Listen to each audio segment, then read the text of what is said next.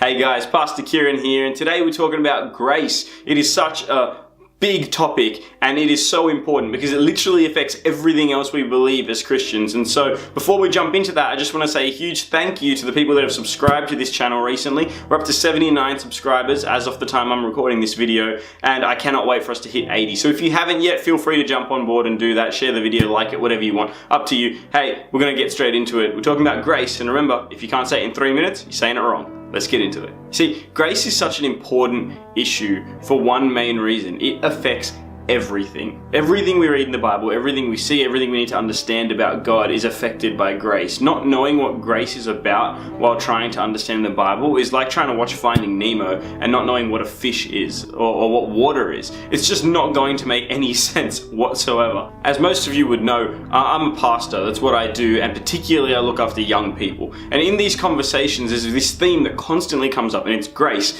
And there's always these mixed thoughts as to what it is. And the two most common things I hear are, one, isn't that someone's name? And two, isn't that the thing that you do before you eat?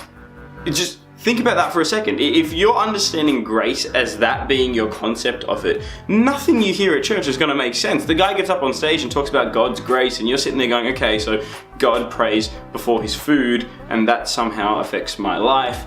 Got it. No, don't got it. We're way off the mark there. See, yes, alright, the word grace is used for those different things, but in a biblical context, when we're talking about the word grace, we're talking about something really, really profound and powerful, something that can change both of our lives. See, we can talk about it all we want and say that we're perfect people, but at the end of the day, you or I, we're not. We're far from it. And yet, God chooses to love us regardless of if we turn our back on Him. That is the ultimate grace. See, as you're watching this, I want you to understand that grace in its most basic form is an undeserved gift that God has given us. But it's not just any old gift. It's not like, hey, here is your Christmas present. You didn't deserve it, but it's an act of grace. But no, instead, it's showing love, forgiveness, patience. It's really giving up something to someone that really doesn't deserve it. Picture this in your mind for a second, okay? You're in a courtroom, and there's the judge and there's a criminal, and the criminal has just confessed. They're like, yep, all right, I did whatever the crime was.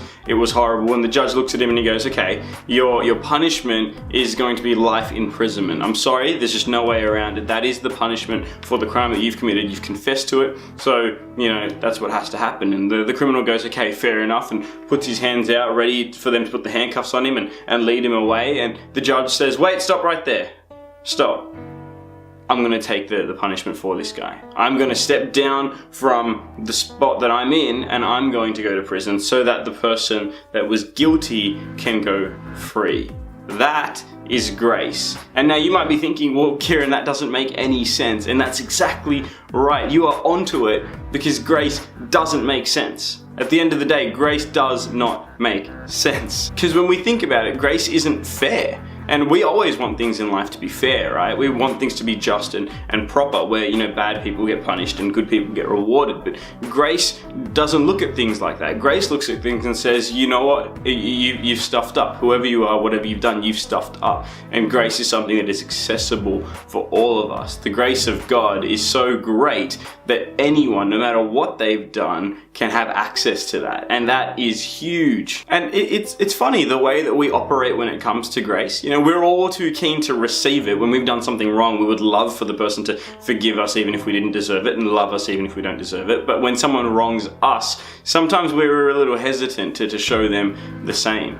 See, it's beautiful because God has looked at us and He says, look, I get what you've done wrong, but I'm going to love you anyway. I'm going to show you this grace. I'm going to be compassionate towards you. At the end of the day, the biggest act of grace that God has ever given us was sending His Son, Jesus Christ, the one who hadn't done anything wrong, hadn't made any mistakes, and yet He sent Him to this earth to die a criminal's death for crimes that He hadn't committed, so that you and I can actually know Him and have access to Him. That is this mind-blowingly huge piece of grace right there. You know, in my life, I've experienced grace so many times from different people that, you know, loved me when I didn't deserve it, people that cared about me when I didn't deserve it, people that forgave me when I really didn't deserve it. And through all of that, it just made me reflect even more on how good God is, that even though I'm constantly letting God down, He still looks at me with love, He still looks at me with forgiveness, and He still shares this grace with me, that I can actually know Him and love Him and know that He loves me too,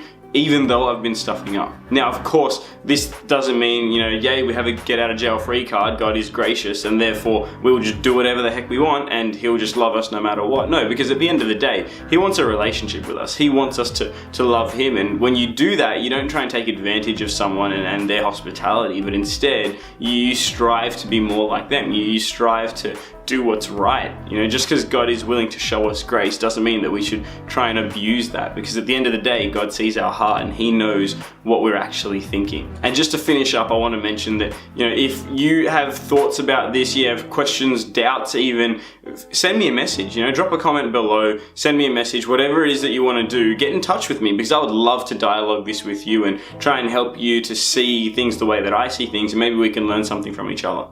Thanks so much for tuning in, guys. My name's Pastor Kiran, and I'll see you next time. God bless.